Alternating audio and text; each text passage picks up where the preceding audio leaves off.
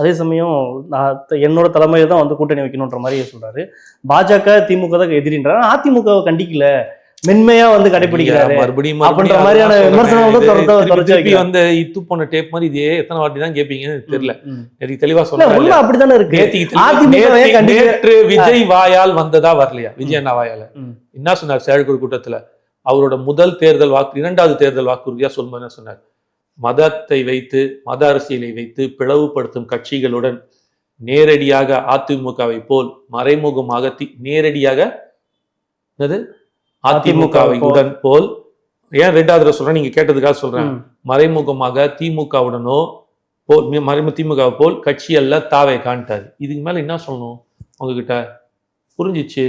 எந்த விதமாக இப்படிப்பட்ட பாஜகவுடன் அதையும் சொல்லிட்டு அப்புறம் சொல்றாரு, தாவேகா மதவாத பிளவு சக்திகளுடன் எந்த விதத்திலையும் எந்த விதமான சாதகங்களுக்கும் பாதகங்களுக்கும் கூட்டு வராமல் மறைமுகமோ நேரடியாக கூட எந்த காலத்திலையும் நாங்கள் கூட்டணி வச்சுக்க மாட்டோம் சொல்றாரு. இது வந்து இறுதியான தீர்ப்பு இல்ல, உறுதியான தீர்ப்புன்றாரு.